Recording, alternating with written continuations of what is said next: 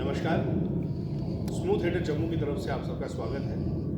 आज हम MAM college music department के पास एक नाटक खेलने जा रहे हैं, पंचम।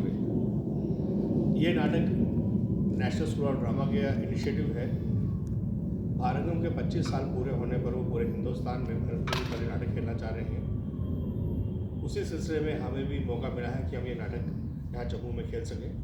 हम बहुत आभार प्रकट करते हैं Chittaranjan Tripathi ji, director National School of Drama का, जिन्होंने हमें भी ये मौका दिया कि हम भी इस नाटक का मंचन यहाँ कर सकें। तो आइए हम स्मूथ थिएटर जम्मू की तरफ से नाटक प्रस्तुत करते हैं, पंचम वेद।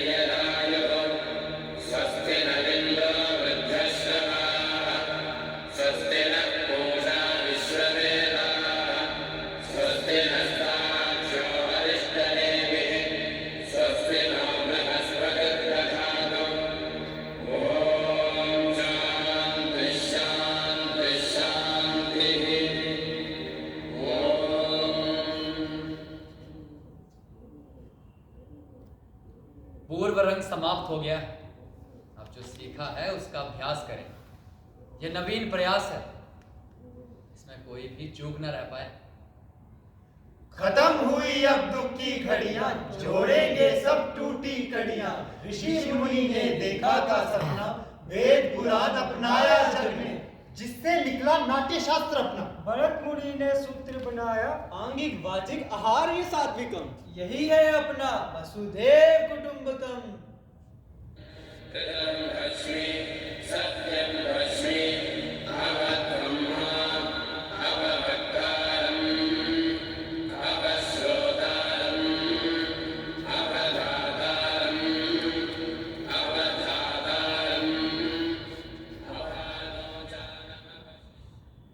प्रणाम स्वीकार करें मुनिवर।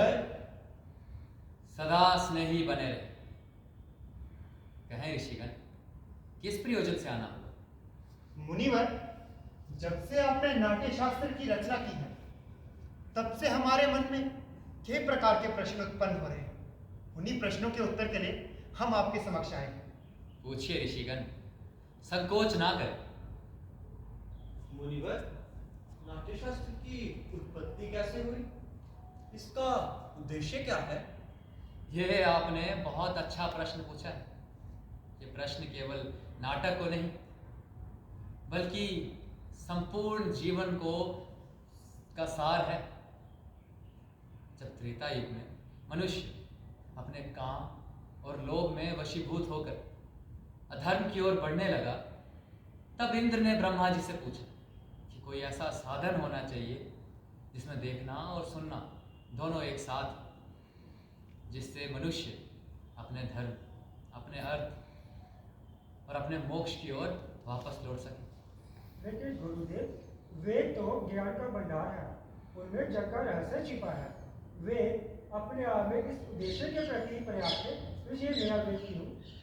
सत्य वचन ऋषिगण, इसीलिए कि संपूर्ण जन के लिए सुलभ हो सके, संपूर्ण जन को नाटक के माध्यम से शिक्षा के मार्ग पर अथवा धर्म के मार्ग पर ले जाया जा सके। इसी मंगल अपेक्षा के साथ ब्रह्मा जी ने चारों वेदों के तत्वों को जोड़कर एक नए वेद अर्थात पंचम वेद का निर्माण किया। चारों वेदों के तत्व वे क्या है गुरुदेव?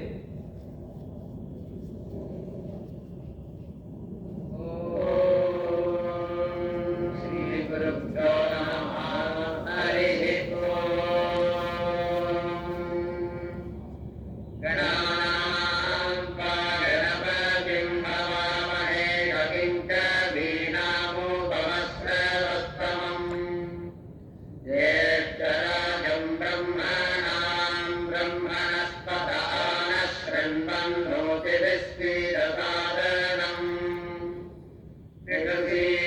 गणपते गणेशुत्वा महावर्मिप्रथमं कवीनां नरते स्वक्रियते किञ्चनाय मामर्कं मघवन् चित्रमच्च प्रणो देवी सरस्वती वाजेभिर्वागिनी वदी हीनामविद्यावतु शतरागमुत्समक्षीयमानं विपस्थितं पितरं भक्तानां वेणिं मदन्तं पित्रोरुपस्थे संरोदसी विवृतं सत्यवादम् ऋचो अक्षरे परमेभ्यो मन्यस्मिन् देवा अभिविश्वे निषेधुः। नाटक में आप जो ये शब्द सुन रहे हैं, ब्रह्मा जी ने इन्हें ऋग्वेद से लाया। इस सुंदर गान का आधार सामवेद, यजुर्वेद से अभिनय और अथर्ववेद से रस को लाया गया। इसी तरह चारों वेदों के अंगों को जोड़कर एक नए वेद, नाट्य वेद का की रचना हुई। मुनिवर, तो क्या नाटक केवल देवताओं के लिए बनाए गए हैं? नहीं ऋषिगण, यही प्रश्न दानवों ने भी ब्रह्मा जी से पूछा था। तब ब्रह्मा जी ने उत्तर दिया कि नाट्य शास्त्र तो सबके लिए है। नाटक तो प्रत्येक देवता, दानव और मनुष्य के सभी शुभ और अशुभ कार्यों को दिखाता है। नाटक तो सभी दुखों से पीड़ित लोगों को आराम देता है। इसमें सभी रस, गुण, भाव, इन सब का मेल है। ऐसा कोई कर्म नहीं, ऐसा कोई धर्म नहीं जो नाटक में ना दिखे। अद्भुत, समस्त सृष्टि का समावेश, लौकिक और अलौकिक बहुधर्मी। सत्य वचन ऋषिगण, नाटक को तो सारी कलाओं का संगम कहा गया है। नाट्य कला तो अद्भुत कला है, फिर क्यों हमारा समाज इसे गंभीरता से नहीं लेता? नाट्यक्रम को अनावश्यक क्यों समझा जाता है?